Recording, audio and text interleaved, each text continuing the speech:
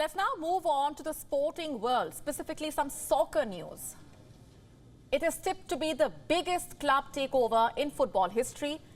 No points for guessing the name of this club. It's Manchester United. And a Qatari royal has his eyes firmly set on it. His name is Sheikh Jassim bin Hamad Al Thani. Jassim is the brother of Qatar's emir, Sheikh Tamim bin Hamad Al Thani. He also heads the Qatar Islamic Bank.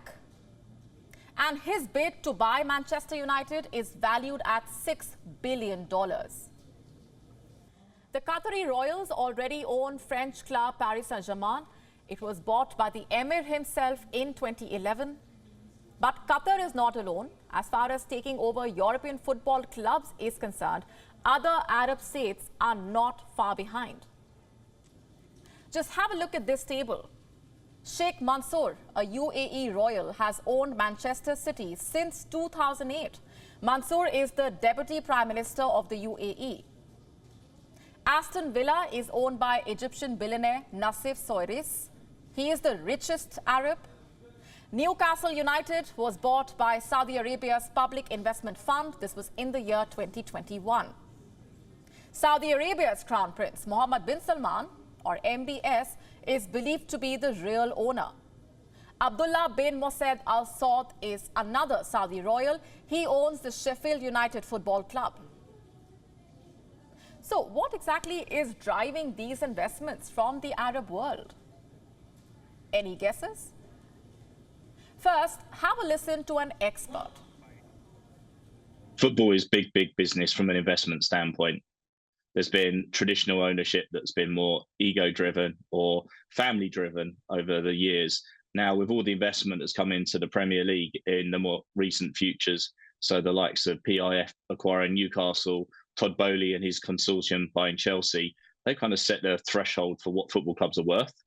You then look at the traditional valuations of the NBA franchises going for anything between $3.5 billion to $4 billion in some cases. And the bar's been set in terms of value of sports teams and football teams in particular as brands. Return on investment is reason number one. Football is the most popular global sport. It is popular not only in Europe, other Western countries and South America. These regions have been dominated by the global football scene for over a century, but also across heavily populated regions of Asia. Ownership of football clubs comes with other benefits as well, which includes a share as far as television and other rights are concerned. Football is an investment avenue for wealthy Arab states in a post-oil world. Reason number two being sports washing. It is the practice of using sports to spruce one's reputation. The Gulf states are not really a poster child as far as human rights are concerned. They all mostly have their share of controversies that they have been tackling.